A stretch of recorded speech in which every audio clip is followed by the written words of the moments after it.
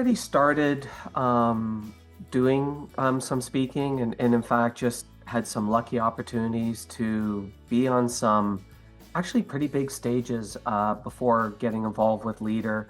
And like all these things, don't really remember how I got exposed to Leader, but when I saw this whole idea that you guys had a process for helping get onto a TEDx, I went, that would be the next feather in the cap. Because at the time I came to you guys, I had been fortunate enough that I had a chance to speak at the London Stock Exchange, at Nasdaq, Oxford University, Beverly Hills Chambers of Commerce.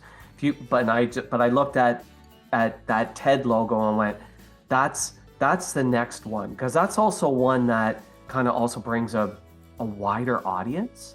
And so I looked at that and went, you know what, that would be the next thing to do. And then when I saw you had process for helping with the applications and building the talk and all those other and promoting it and all those other pieces, I went, yep, this is what I need, because if I have to figure this out, it'll take me years.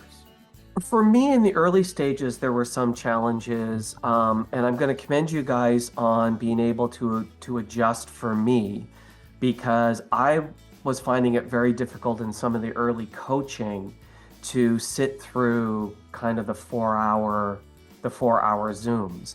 The other part is I think I was a bit of a challenge from the standpoint that while I had some really high profile speaking engagements, I hadn't done a lot of speaking. So I wasn't a new speaker, but I wasn't a seasoned speaker as well. So I sort of didn't fit the mold of your programs. But you guys, came up with a way to adjust, to help me out, to work through it. Because the other issue is I suffer from ADHD, and so like 4 hour Zooms just like kill me.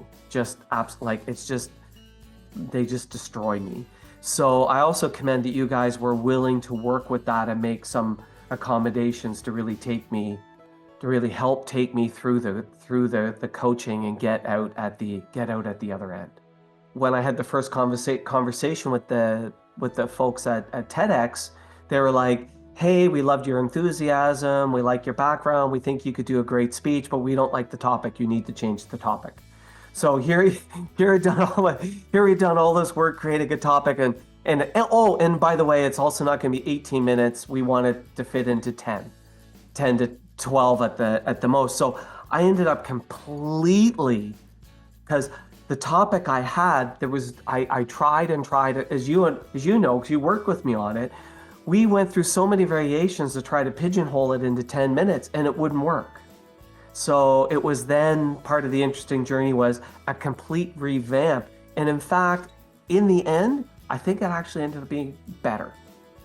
But we had to do a complete revamp of it to fit it in their format, and make it work. And the interesting thing is and I wasn't even sure where I was going to be able to leverage it. I know it creates prestige and things along that lines. But once it was created, I suddenly realized I could build a 1 hour workshop out of it, because it was shortly after that I had a speaking engagement where they wanted to do a workshop, and they said, well, could you come workshop something for an hour? And I went, you know what? I could take this talk and I could make it a 1 hour workshop. I could do this. So I've delivered that once. I'm delivering it again tomorrow as a 1 hour workshop. And I'm now going to be I've created a half day one that I haven't rolled out yet, but I'm going to put a price tag on, and a full day. So basically that's really how I'm going to be leveraging it, because then I can point to somebody to the talk and say, hey, we can take this talk and we can do this with it, where at the end of it, you guys are going to walk out with your own version of your story.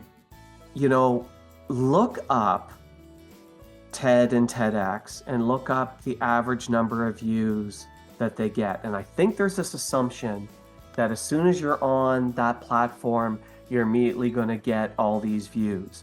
Most TEDx's don't break 10,000. There's only something like 4% of them break 10,000 views. So this whole idea of I'm going to get a talk, I'm going to do the talk, and it's going to get all this attention is not, I don't believe happens.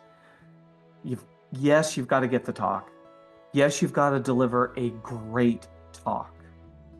and you guys, the coaching you provide on that in terms of the energy level and the flow and everything you've got to take it through is great. And be able to do it and do it well, you've got to be really rehearsed and practiced. But then you do have to promote it. There is work that you've got to put into it to get it. And yes, there's a stage where it starts to take on a life of its own. But you've got to give it a push out the door. And if you're not prepared to do the promotional work, it's a lot of work just to end up having something you roll out that gets a couple hundred views. You've got to really look at it as being, there's the getting the talk, there's the delivering the talk, and then there's the promoting and leveraging of the talk. And I think it's really hard to proudly leverage something that has 250 views. Like, oh, go see my TEDx talk on this thing, it's got 250 views. It's a lot easier when you're able to say to somebody, hey, it's got almost 10,000 likes. It's just like you deliver that with a little more, and people are then also a lot more, oh, wow, 10,000 likes, that's amazing, right? Oh, I'm gonna go, they're now interested in also seeing it.